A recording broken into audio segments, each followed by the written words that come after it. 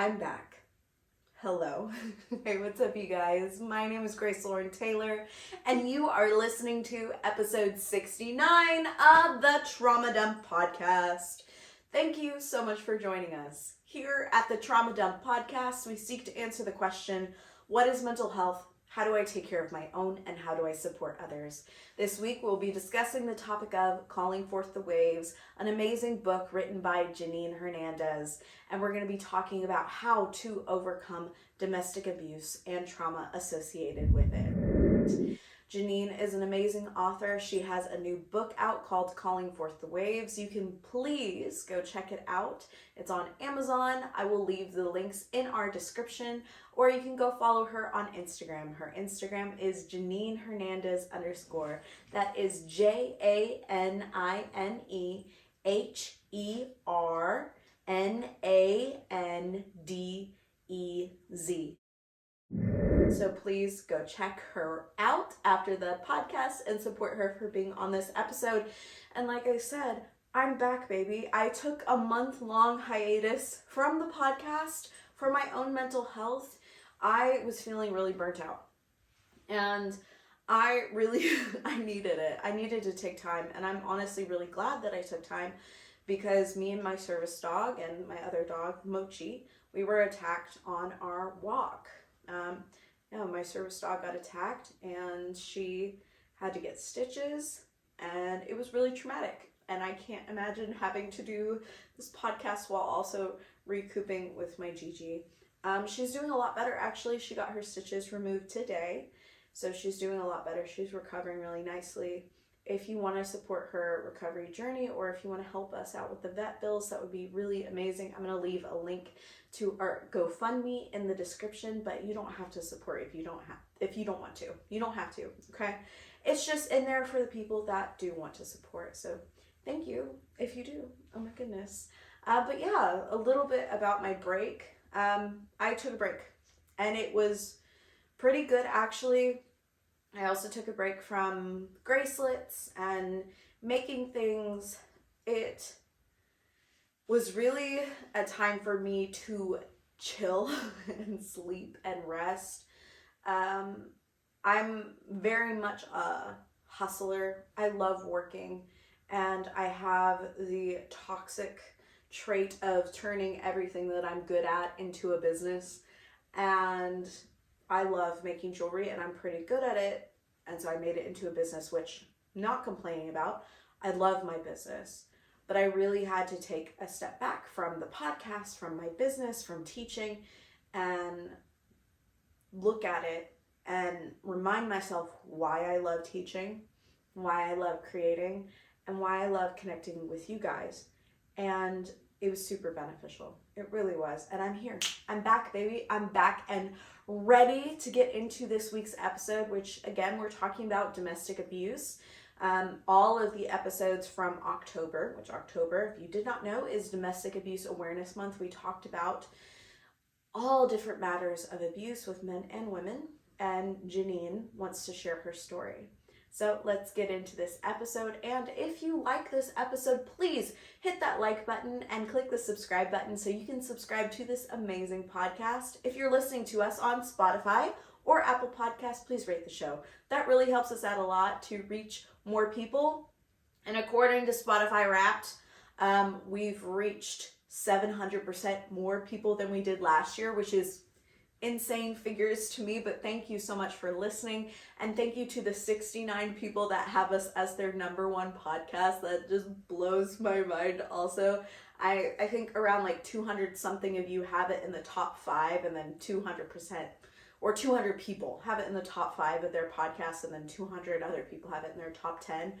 That's also really crazy to me. So I just want to thank you guys for listening to this podcast, for tuning in every week and supporting the show. Thank you so much. All right, let's get into this episode.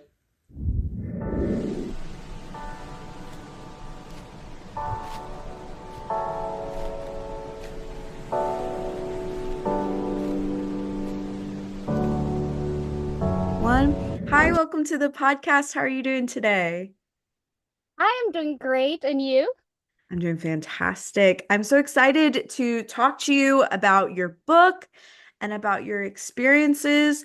I just want to give like a quick disclaimer before we start this episode to those listening. I'm not a licensed health professional. Janine is also not a licensed health professional. We're just talking about our experiences. We do provide free resources at the top of every episode, especially when talking about DV or domestic violence. The RAINN, which is the Rape, Abuse, and Incest National Network, phone number is 1-800-656-4673. And then the National Domestic Violence Hotline is 1-800-799-7233. Please contact them if you're in need of any help. And if you're in an emergency situation, please contact 911 immediately without any hesitation. So, Janine, it's amazing to have you on the podcast. I'd really like to get to know you, but I also got to give that like introduction. Like, what are your pronouns? How do you wish to be referred to as? My pronoun is I am a bright light. No, but I am a she. I always say I'm a bright light that shines, but I'm a she. That is my pronoun. Awesome. Are you comfortable with discussing your personal experiences? Yes, 100% comfortable. Okay, to make sure I'm not crossing any of your boundaries and respecting your experiences, please feel free to interrupt me at any time if you feel uncomfortable. And we can also take a break at any time. If you don't feel like answering a question, just let me know. I'll skip it because my priority is to make sure that you feel safe at all times. Love it. Thank you. Thank you. So, can you share a bit about your personal journey and what led you to write about domestic abuse? Yeah, so I'm a mom of a 16-year-old boy and I am an author. I have been writing since I was about 9 years old, writing short stories and mostly poetry. And around the age of about 12, I told my mom I'm going to be an author one day when I grow up. And I started working on my book. But back in the 90s, there was no self-publishing. Everything was traditional publishing. And I had no idea what I was supposed to do. So I waited almost 15 years to get my first book published. So book publishing is not anything new to me. I have a total of 9 books right now. But Wow. thank you. But specifically about DV, I did go through a domestic violence relationship, and I was inspired to just share my story authentically, open, raw, all aspects of it, because I feel like it can help somebody else. I know that when I was going through it, I was constantly either reading books or going on YouTube or TikTok searching for information to describe what it was that I was going through. So that's what made pushed me to write the book. So you desired to become a resource for others. Yeah. That's really, really inspiring. And I can really resonate with that because that's why I started the podcast is to be a resource. Because when I was going through a lot of trauma, nobody really talks about trauma in a way that I wish we did. It's very stigmatized, it's very othering. And so that's why I started the podcast is to have open and honest discussions about what is trauma and how do we go through it and also overcome traumatic experiences. What was the turning point that motivated you to become a public speaker on this topic? I think speaking is just something that I do anyways with my book publishing academy, with my authors. I'm always being invited to events or to speak. And so that's something that I already naturally do. And so I think there's power in sharing your voice and sharing your story. And if you put me in front of a mic, I'm not going to shut up. So, yeah. I love that. So you already had the courage embedded in your soul to be able to talk about these things. Yeah, I think with domestic violence or just toxic abusive relationships, abusers will try to silence you while you're in it. And once I found my voice again and I got my power back, there was like no stopping me. And there is no stopping me. I'm going to continue to share. You know what I mean? Mm-hmm. I know exactly what you mean. Um, what message do you hope readers take away from your book? What resonates with me or what comes up for me is I don't know if you've ever heard that song by Good Charlotte, Hold On, If You Feel Like Letting Go. That song talks about people that had ideations of unaliving and they actually went through with it.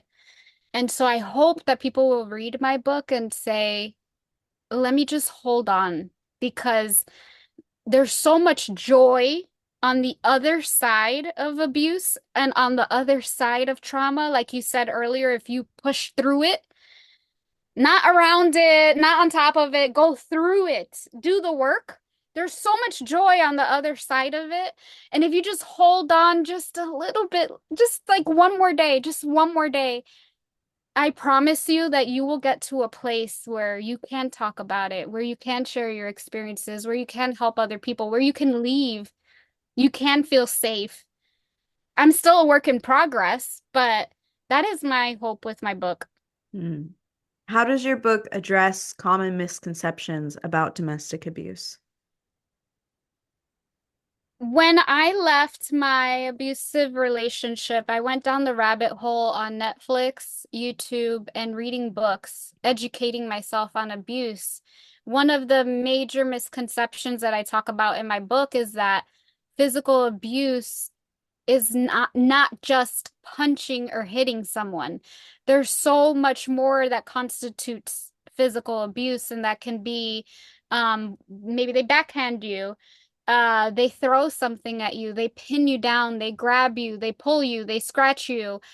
All of those things are physical, and even verbal abuse can be physical because you feel it in your body. And I think that a lot of people have that misconception of like, I'm not being abused. Yeah, you are, though. Yes, you are. Hmm. How would you define abuse to our listeners if they don't really know what abuse is? If you have to question if it's abuse, it more than likely is abuse. Because anything that makes you feel safe would never make you question in the first place what it is. So that's number one. Um, Sorry, I forgot the question. Um, I'll reiterate, if someone asked you today, someone listening to the podcast was like, I I hear what you're saying about abuse, but I don't know if this that is happening to me is really abuse when I compare it to other people. Other people have it worse off than me. What would you say to them? You're validated in how you're feeling, and I validate you in what you're experiencing because it doesn't have to be as bad as somebody else for us to still categorize it as abuse.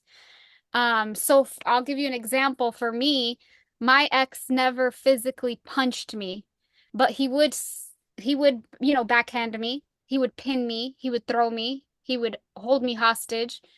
Um, my experience shouldn't be minimized because someone else had a physical fist in their face. You understand? So that's what I would tell someone is you're valid in how you feel and what you experienced. Mm. And no one can tell you, well, that wasn't that bad. You know what I mean? Um, and I empathize with you. Yeah.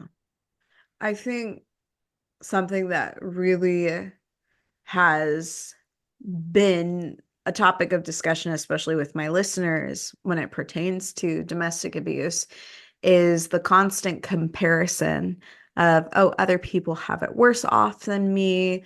I don't know if this is domestic abuse. And most of it actually is children.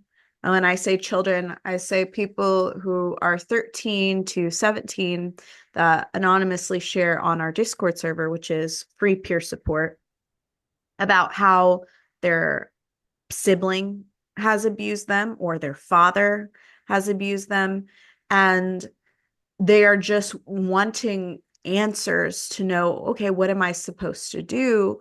How am I supposed to react? Is this actually abuse?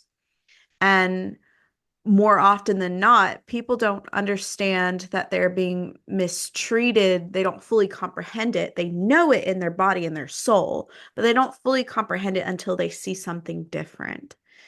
And I wanted to ask you, when you talk about domestic abuse, do you also recognize maybe a pattern within your past where abuse or mistreatment was normalized? 100%, yes. And not so much, yes, abuse, but gaslighting, minimizing what happened. This wasn't my first domestic violence relationship. The first one I was in was almost 10 years ago. And when I went to the police to report it, mind you, I had physical bruises on my body, but they said, well, you don't have a black eye, so it must have not been that bad. And so it's things like that that make you question, like, well, did I really experience abuse? You know what I mean? And make you question, well, it must have not been that bad because probably the person before me did have a black eye or did end up in the hospital. And honestly, recently the police with this particular situation told me the same thing. He didn't hit you with a closed fist. So it's harassment. And it's Mm. not harassment. It's still physical abuse.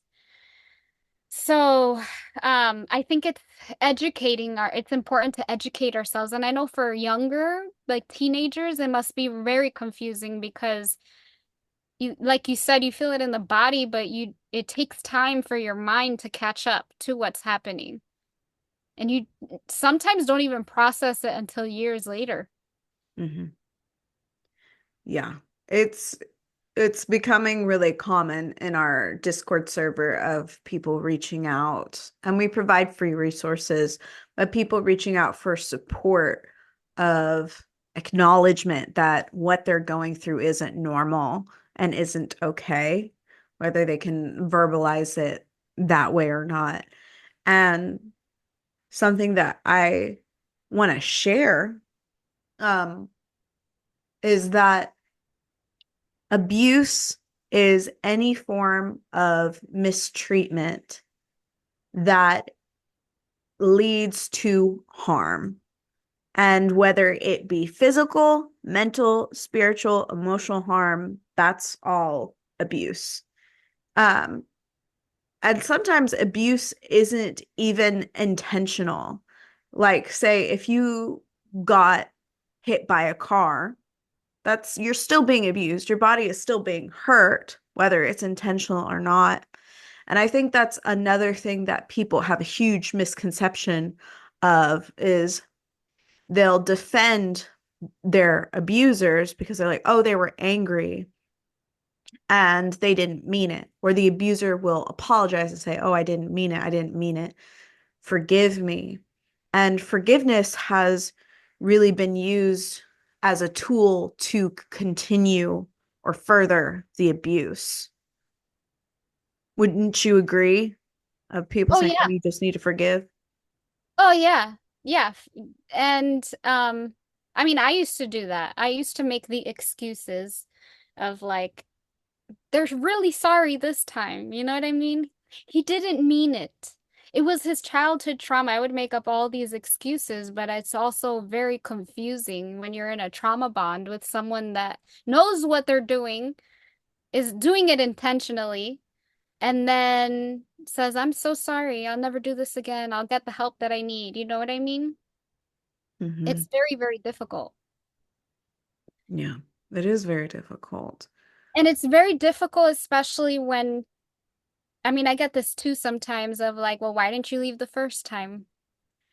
Why did you stay? You know, all of those questions. And I have valid reasons for why, but people that have never been in abuse don't ever really understand the whys.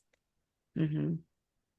And something I want to add to that is other people, if you ask someone who's been abused why, I would caution against it. But you are not entitled to the why. Mm. You're not entitled to the why they stayed. You don't, you probably never will comprehend why, but it isn't your business. If someone tells you that they are being abused, your business is to help them in any way that you can, with also regard to your own safety, and to support them in a way that they feel supported. Something that I really had to reckon with uh, was when my friends went through an abusive relationship. It's not my job to get them out of the abusive relationship, but to provide support emotionally and otherwise to show them that the abuse was not okay and the abuse wasn't deserved, and that love is respect. Love is recognition. Love is consideration, to show them that what they perceived was as love wasn't actually love. And it happened really recently that one of my friends, which I won't share too much of her business, but she was being physically abused by her boyfriend. And I witnessed some of the abuse of when she came over to my house and she was being constantly called by her abuser, like called all the time and spammed with so many messages of, why aren't the fuck are you answering? Answer, pick up right now. Where are you? Like, fuck you. I don't ever want to see you again. Where are you? Just like back to back to back to back. And she really wanted to answer the phone and reassure him and tell him, "Oh, I'll see you in a little bit." And I had to hold her and tell her that this is unacceptable behavior. And she was so used to it. She was so conditioned that she was like, "Oh, he's just anxious. He doesn't know where I am. I turned off my location, blah, blah, blah, blah, blah," giving so many excuses. And it actually took my fiance coming into the room and seeing it. And he's like, "Well, I would ask you this. Do you think I love Grace?" And she's like, "Oh, yeah, I know you love Grace." And he said, "I would never do anything like that to Grace. Grace doesn't answer the phone, no matter if it's an emergency situation. I'm not going to call her 50 times in a row. If if I can't see her location, there's a reason I can't see her location. We'll talk about it later. And I don't even need to see her location to know she's okay." My friend gave the excuse of, "Well, he's seen me try to die before." And my fiance was like, "That doesn't mean he gets to own you or abuse you. That doesn't mean that he should have access to you at all times. That's the exact opposite." And it took a while for, her to leave, but she did. And the reason why she left is because we supported her, not being in that relationship, but we did not abandon her. She had people who she could come to that were not judging her, were not angry with her for staying, were not angry with her for not immediately calling the cops, but loved her and stood by her and were compassionate, empathetic to what she was going through. And when she asked for help, we provided it to her. Like, if I would have told her, "Oh, you need to leave right now," pushing her, pushing her, pushing her, I might have lost my friend, and maybe worse. You're pushing that person into the arms of their abuser. Mhm.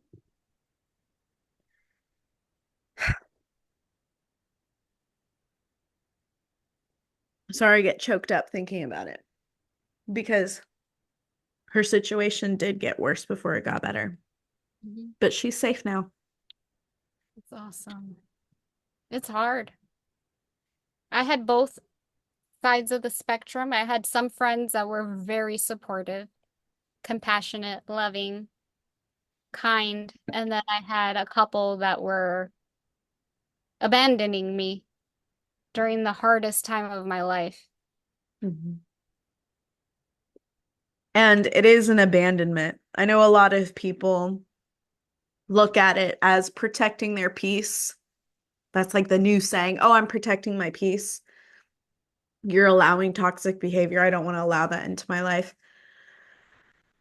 It makes me so angry because it's not protecting your peace. It's avoiding accountability and responsibility for feeling uncomfortable with a situation. And just a quick reminder before we continue on this episode, please hit that like button if you're liking this episode.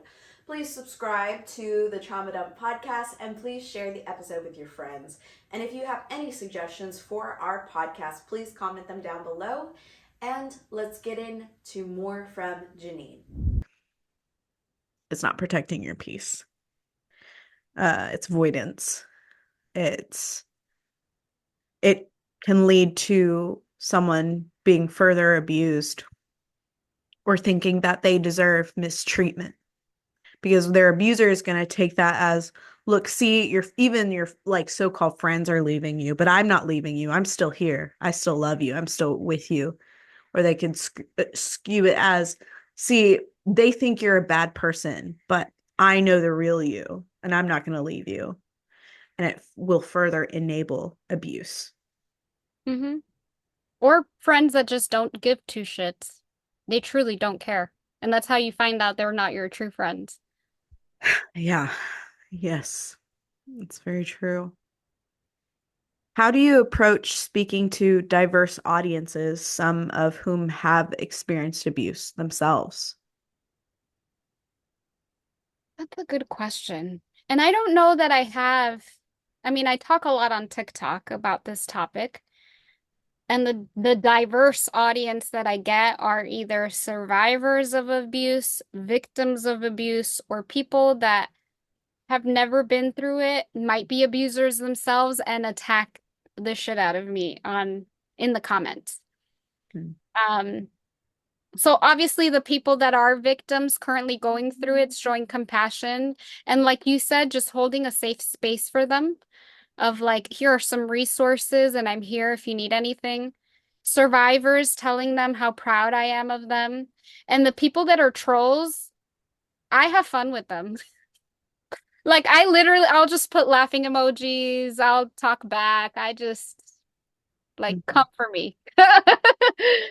Yeah, so I talk to everyone differently. It just depends on what they're going through and what their needs are. Hmm. Have you noticed any shifts in public perception about domestic abuse since you began your advocacy work? Everyone used to, from what people have told me and reached out to me, they used to think that I had it all together because of how I portray myself and my business on social media. And they all said, we would have never known that you were going through this behind closed doors because I would show up for my meetings very poised, ready, like I was never showing the abuse. So there's that. Um, I've had a lot of people that were very compassionate towards what I went through. And then I have had a few that have been crickets. Like, I mean, friends that are completely silent, have not even said a word. So has it shifted people's perception of me? More than likely, yes. Do I care? No. Hmm. No.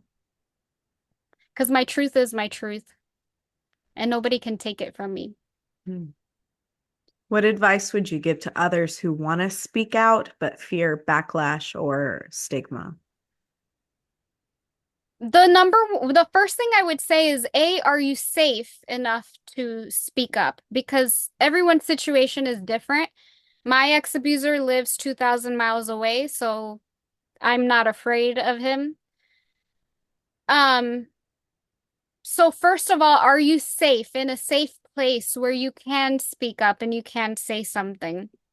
If you are, if the answer is yes, what I would say is speak authentically and share your story and don't stop sharing it because you can save somebody's life.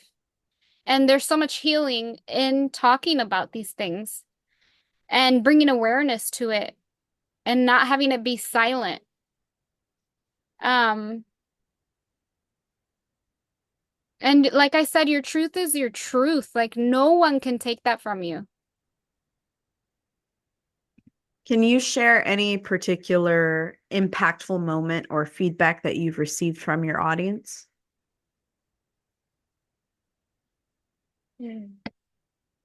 I think when I get messages from men that are like, I went through the same thing, but because I'm a man, I can't speak up and I can't say anything. Because, with domestic violence situations, they're always going to look at the guy. They're always going to believe the girl, so there's a lot of men that have gone through some sort of abuse and they just stay quiet and don't say anything. And so I've had several reach out to me, whether it was like narcissistic abuse, physical abuse, and some have even gone through sexual abuse as men, and they don't say anything. So just giving them a safe place to like talk with me and at least get their emotions out, that that helps. Yeah, I completely agree. And that's why um, I try really hard to reach out to both men and women to be on the podcast and also non-binary people to share their stories because you never know who it's going to resonate with and you never know whose life is going to be greatly impacted by you sharing your story and having the courage to speak about these horrible circumstances. I had a young man contact the podcast after um, my episode with Kyle talking about his domestic abuse situation. And this young man said, "Thank you for finding someone like in my demographic to share about this because it gave me the courage to report my abuser." Um, and he's like, "I'm opening up a case because I feel courage from Kyle having opened a case. And even though Kyle's case was dropped, I know that if that abuser does anything again, they're going to be able to cite Kyle's case and it's going to provide more and more evidence."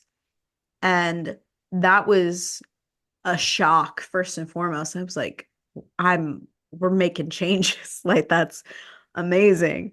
Um, but it's so true. Even say, worst case scenario, cops don't believe you, but they still legally have to make a report. They still have to make a report. And then multiple people start coming out against this abuser. It's just going to provide more and more evidence to help someone else's case. Even if, So, yeah, no, go ahead, go ahead. was like, even if you don't get the justice you're deserved in the moment, I believe karma is real and it's gonna come tenfold to that abuser. Yeah, and one thing when I was going down the rabbit hole after my abuse, um, I watched a lot of Netflix documentaries on like I'm a stalker, like there's a couple of them on Netflix, but one of the common themes was, especially the stalker episodes that I saw, was these men had multiple women or men come forward and report to the police and nothing was done. And I mean like years, like 10 years worth of police report after new person, and nothing was done until like 10 years later where they're like, "Oh, there's a pattern here. Maybe we should finally do something." And so that is what clicked for me and made me go file police reports and go do what I did because I'm like, even if they don't take me seriously, there's a pattern now because it wasn't just me, it was his ex-girlfriend, it was his mom. And I'm just praying that the next girl goes and does the same thing because unfortunately the law is flawed. But if you continue to do that, they see a pattern and they eventually will do something about it. So it's so important to file police reports. And one thing that I learned too, I've learned this from TikTok, someone on TikTok. Um, File a different police report for each incident. Don't let them do one report for everything. Um, because they'll just lump it all together and that's all that it's going to show is one police report for that person. So what I did was I went to the police I think like 3 days in a row because that's all I could do. I had to fly to New York, but I went on a Sunday, I went on a Monday, and I went on a Tuesday. I filed three different police reports so that it shows up three different times. And just some information. And you have to be so specific on what happened to you on these police reports because like I said, they said, well, he didn't hit you with the closed fist. So you have to be specific on what it is that they did because all of that will help the next person. It really will. But I just recently had to file a police report myself, but it was a different circumstance.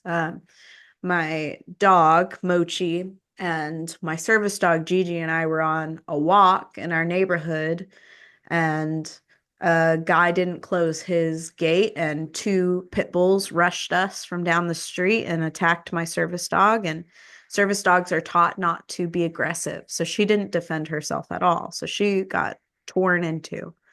And my other dog, Mochi, fought back and defended us both. And I got a couple bruises, but I didn't get like hurt. And so after separating my service dog 3 different times from the attacking dogs and telling her to run for her life and like holding down these dogs while they're attacking my other dog and screaming like bloody murder, the owner finally came out and he got his dogs in the fence. And he's like, oh, I'm so sorry. My dogs have been abused before. And I'm like, that doesn't give them the right to abuse me and my dogs. Like, and I told him my service dog was attacked, and he's like, "Oh, why do you have a service dog?" I'm like, "I have seizures," and I'm like hyperventilating. He's like, "Oh, I have seizures too." I'm like, "I don't care. I need to go find my dog. I need to go find my service dog." So I was limping back home, and she was covered in blood. And I told him, I was like, "You need to pay for the vet bills. Your dogs attacked my dogs." And he's like, "I don't know about all that." And I'm like, "Okay, give me your phone number." So I took his phone number down, and then I took my dogs to the vet, documented everything. And then I called the police, and the police was like, "Oh, this sounds like an issue for animal control." Called animal control. They're like, "Oh, this sounds like an issue for the court system." Called the court system. The courts are like, "No, this is an issue for animal control." And back and back and back and back and forth. That's why I did research on my own because my Gigi is a service animal and she was really hurt, had to get stitches. It was just really bad. And she could no longer, she still can't do her job. She has to be retrained because she now has Online. PTSD from what happened. She's very scared to go outside. And so I looked into the law, and here in Texas, if you like harm a service animal, it's a misdemeanor. But if you injure them, like prohibit them from doing their job, it's a felony. And if you kill them, it's a bigger felony. And so I brought this up to animal control, and they're like, "Never in our 25 years have we heard anything like this." I'm like, "Okay, Well, here you come go. on now. One. Come on now. Like, this is a real thing." And then they're like, "Okay, well, can you prove that she's a service dog?" Like, "Yes, actually I can." "Do you need my medical documentation? Because even though that's against the law with the ADA, I'll provide it. I'll provide it. I'll provide all of her training stuff. I'll provide it." Like, I was just so frustrated by what had happened. And then we got a case, and animal control finally went out to his house and charged him with 2 citations for having animals at large. And then his dogs didn't have any shots, which is also illegal here. And they didn't have any identification on them. And then a detective called me and they're like, "Hey, we're opening a criminal investigation now because it's a service animal." I'm like, Ugh. "Okay." And they're like, "We're probably going to charge him with a felony." And I thought to myself, I'm like, I don't want this poor man to be charged with a felony. I was like, okay, well, if he pays the vet bills, can you not charge him with a felony? And she's like, I'll bring it up to my supervisor, but he needs to pay for the vet bills. I agree because those are expensive. It's a lot of money. I'm not gonna say how much money because it's a lot of money. And I put it all on my credit card. And this guy is like using the excuse of, "Oh, I'm disabled. I only work like this many hours a week. It's going to take me 10 months to pay back this vet bill because he only wants to pay 10% a month." I'm like, "That's not acceptable, sir. Like, I put this all on my credit card and I'm preventing you from getting charged with a felony.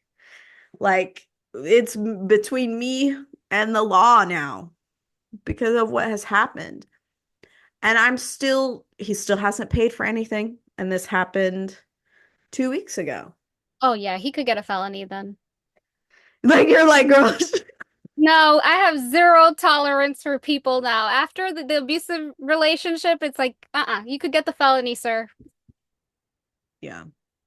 And my younger brother was like, "Oh, don't make this young man crash out. Don't you want to see a black man succeed?" I'm like, "Of course I want to see a black man succeed, but his dogs attacked me and my service dog and my other dog unprovoked."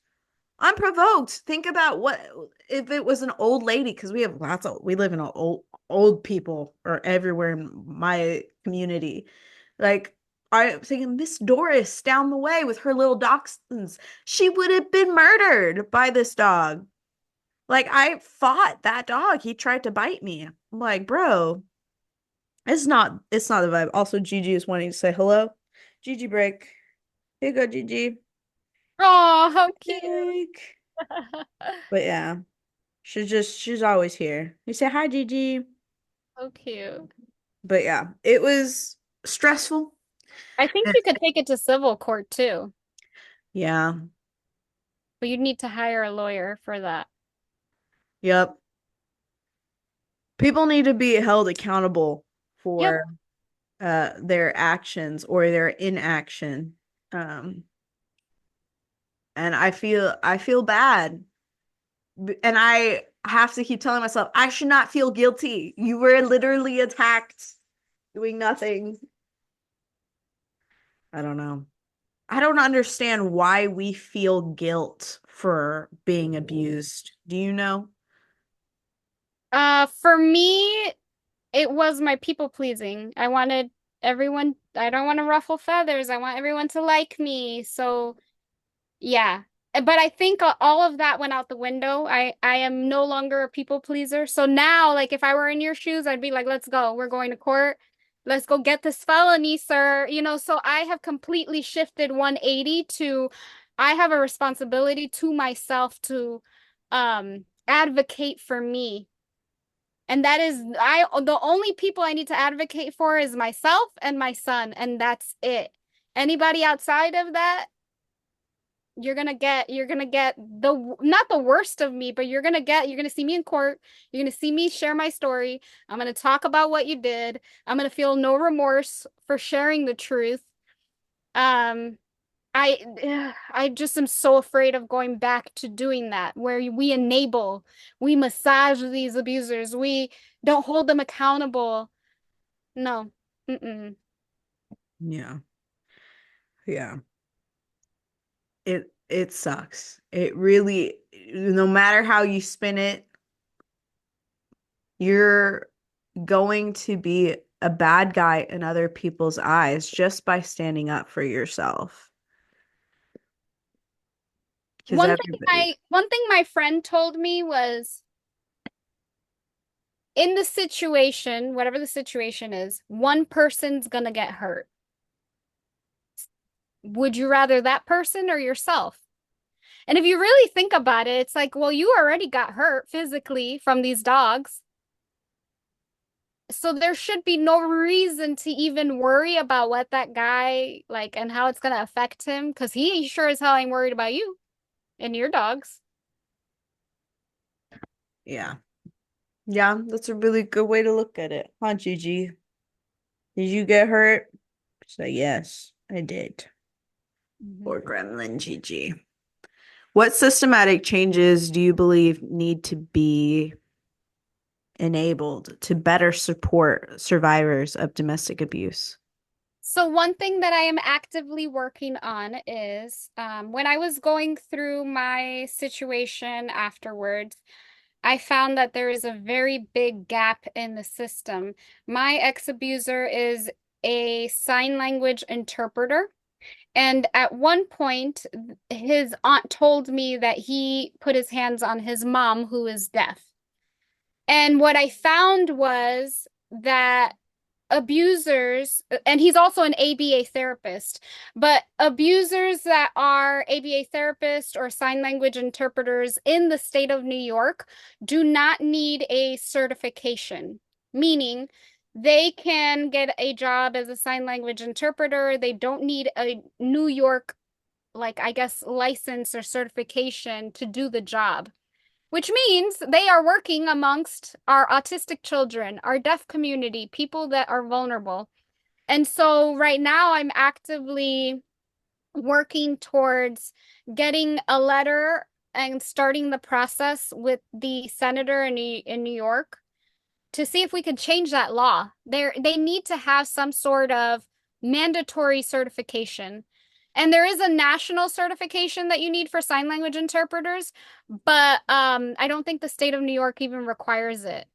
So that's not good because just, think if you have an autistic child or autistic adult that's working with them or a deaf person, they could potentially be abused by them too, just because there's an oversight in the system of like there's no certification requirement. And I think there needs to be better background checks. And when I did the research, there are about half of the US states that require certifications and half of them that don't. So I know that this isn't my responsibility, but God put it in me of like, you need to do something. Like there's an issue, you need to address it. So we're starting the process and it's a lot. It sounds like a lot, but it sounds like it's speaking life into your being rather than taking energy away. Mhm. And I think that's what makes all the difference. Because people that would see it as, oh, you're just doing too much, I feel like you feel empowered from what you're doing because you know this could help someone else. You want to prevent further harm from happening to others. And I think, you know, everybody wants to be the hero, especially abusers. They want to be the hero either in their own story or in someone else's.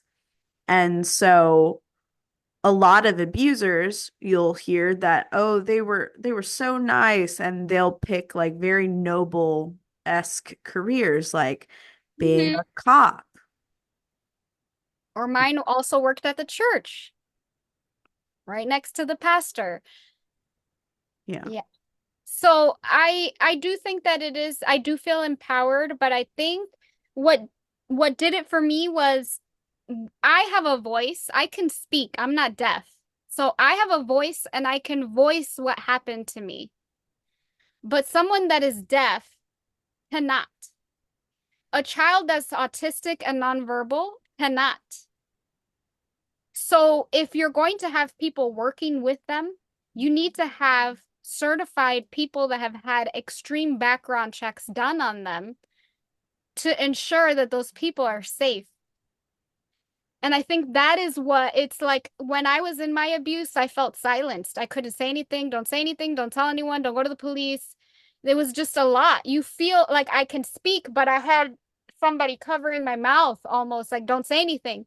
So imagine how an autistic child feels or a deaf person feels if they are being abused. So I think that's what is driving me to do all this. Mm-hmm. And I really am inspired by you doing all of it because it takes a lot. It takes a lot of effort and consistency that many of us struggle to have.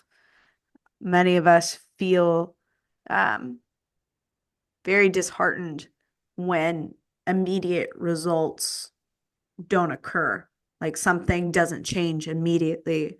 But I think what really should be told to especially survivors of abuse is it does take time.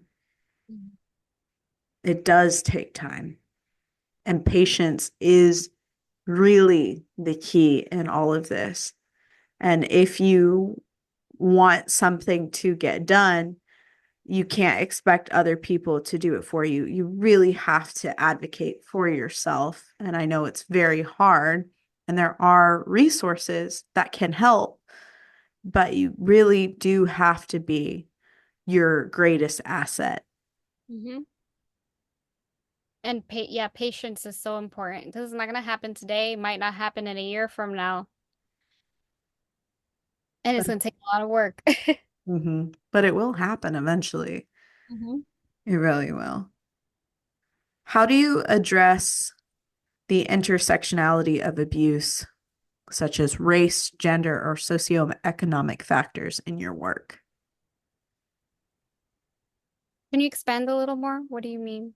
When you talk to abuse victims, are you mostly focusing on women and women's issues, or do you try to branch out to others that may be more disenfranchised, like, for instance, the LGBTQIA I people? think right now I've been focusing more on women Hmm. just because it's what I went through.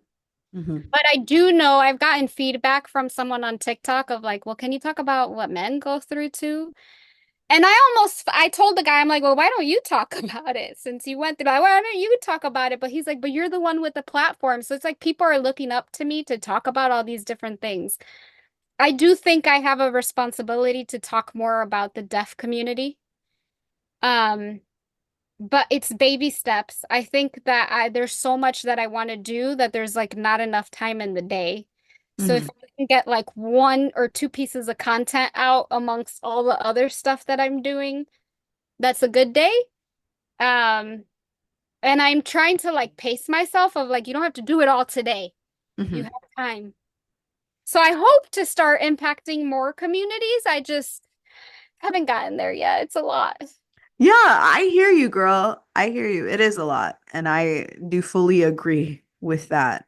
I mean, I find myself struggling sometimes as well to try to make sure that everybody is represented by my podcast, and it is a lot of work, but I think it is very rewarding as well to reach so many people and to help them feel less alone. Um, what resources or organizations do you recommend to individuals currently experiencing abuse? Mm. As far as resources,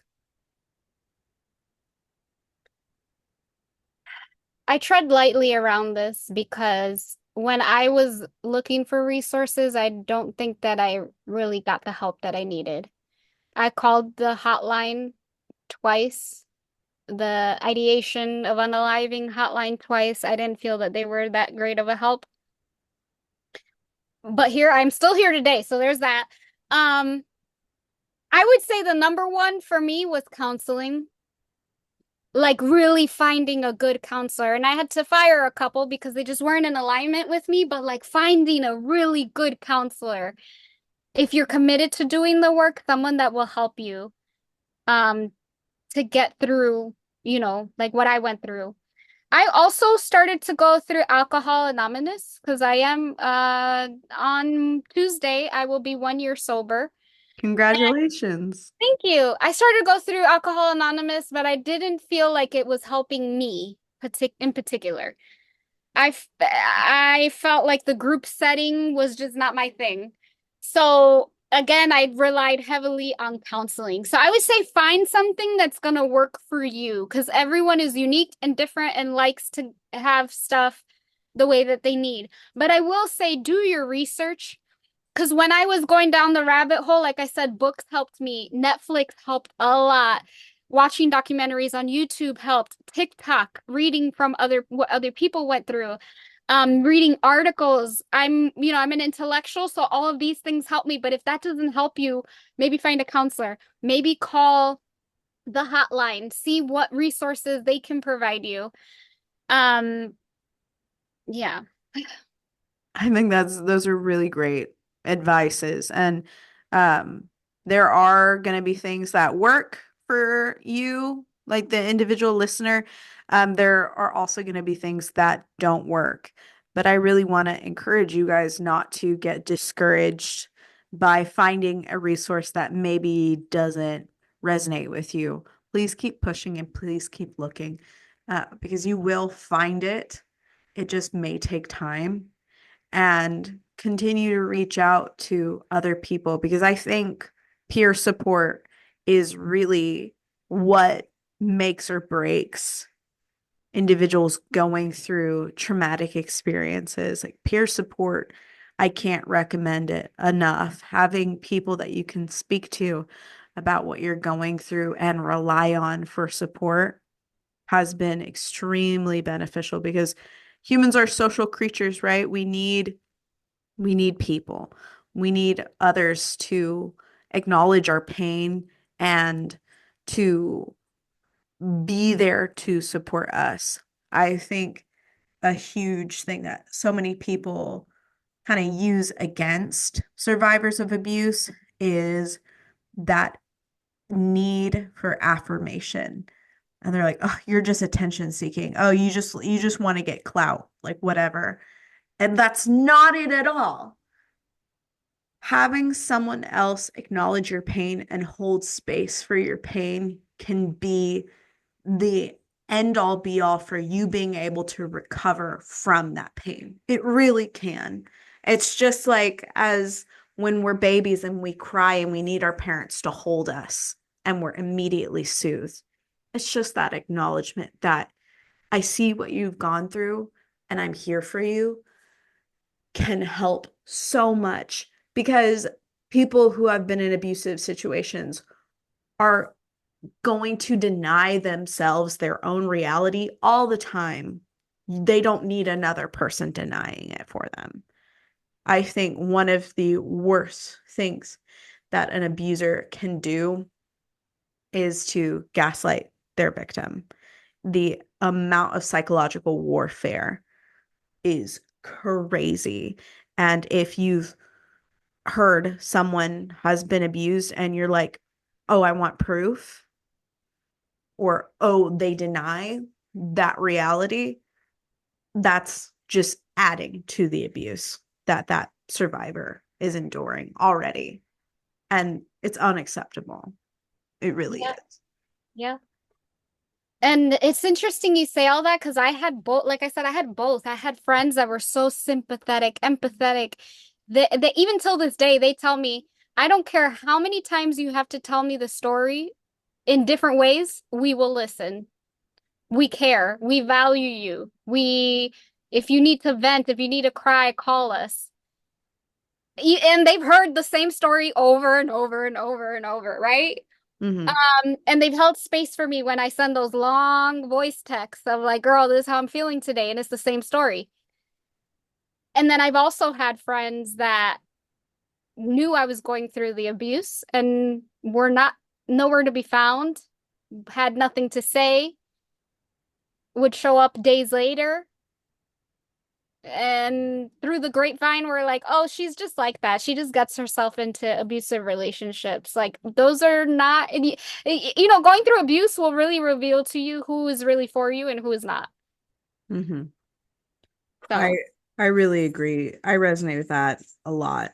hmm Of you're going to find who cares about you versus who is just along for the ride when times are tough. And for those that have friends that are denying your reality, please let them go. Just let them go. You don't need that in your life. And this is not a, oh, I'm protecting my peace sort of thing. I've had to do it as well.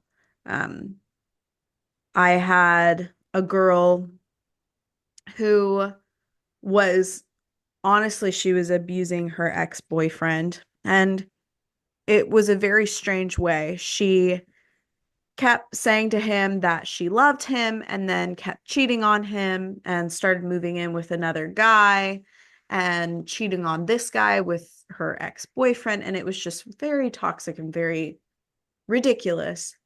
And I told her that I just couldn't stand by and watch her do these things to her ex-boyfriend, who was my friend. I was just not okay with her behavior.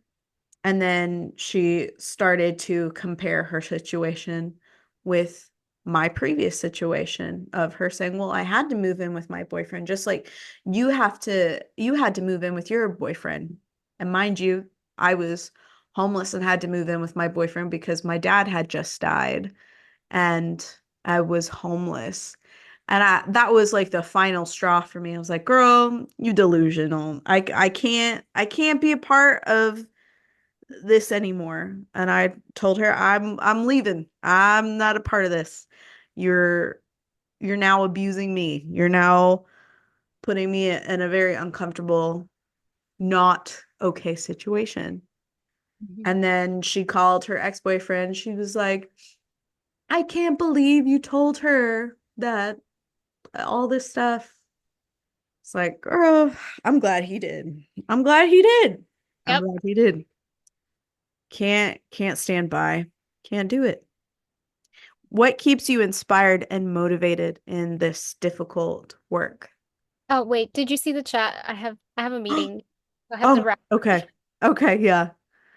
What are your like end thoughts for our listeners?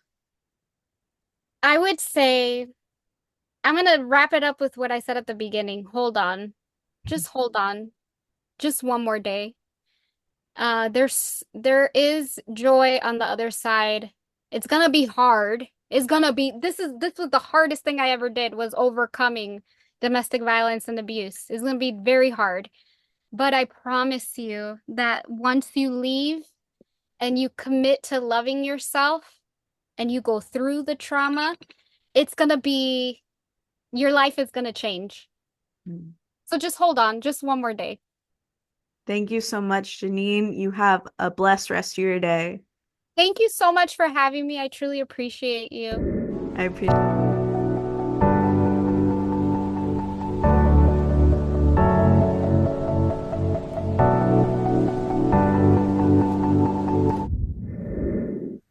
At the end of every episode, we spin our wheel of emotions to learn a new feeling and how it correlates to trauma.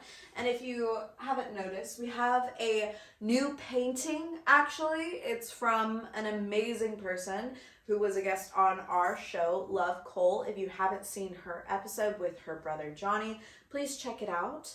It'll be linked in the description or you can click somewhere on here. But hey, let's spin our wheel of emotions. Ooh, awful. We got awful. Awful, revulsion, detestable.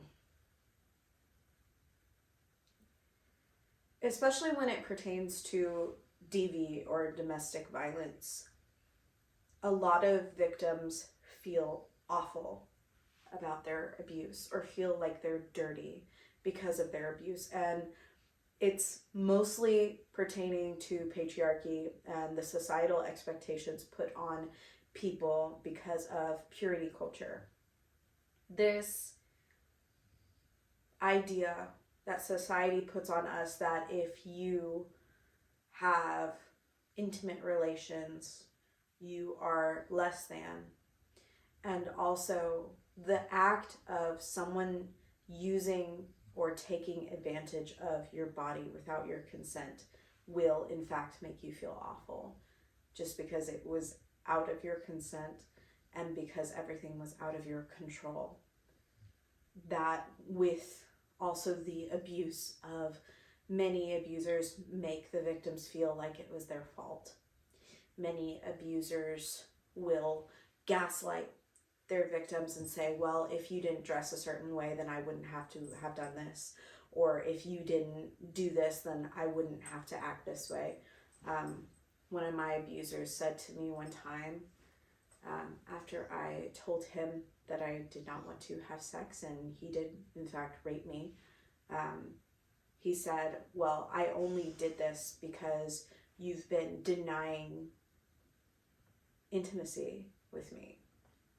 And so I had to do what I had to do. I want to remind all of you that if you have been abused, it is not your fault. You are not responsible for any of that occurring. And also to please remind yourself how valuable you are inherently. To combat those feelings of disgust within ourselves, we have to reevaluate our own value, to seek ourselves, to know ourselves, to love ourselves.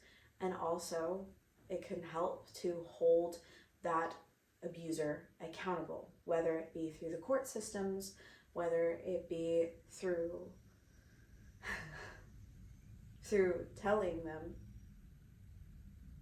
which I don't always recommend confronting your abusers head on, but I did.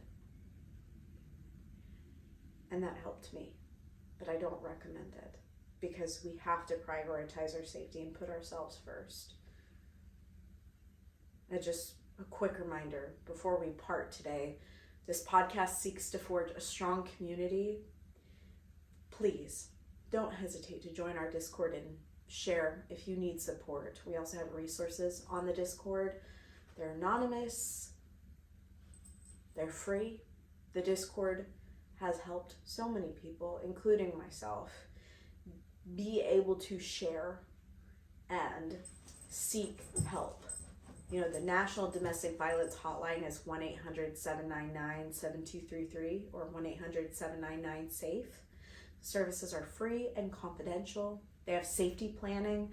They have resources for multiple things that pertain to survivors of abuse. It's available 24/7 and in multiple languages.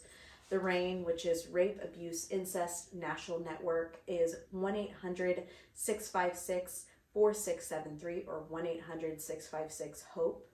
They focus on sexual violence, but offer valuable support to those dealing with trauma from abusive relationships. If you're in the UK, there is Women's Aid UK. They help with women and children escaping abuse with guidance, housing support, and emotional care. The resources are the resources are in our description. And then for those that are young, like young adult teens, I really strongly recommend the resource Love is Respect. You can call them at 1-866-331-9474. They're aimed for younger audiences. It's an organization that helps teens and young adults navigate abusive relationships. Remember, you are capable of a fulfilling life in spite of your circumstances and your trauma. May you rise again from the ashes and be filled with peace, hope, love, joy, and understanding. Happy December, guys. I'm so glad to be back, and I'll see you guys in the next episode. Goodbye!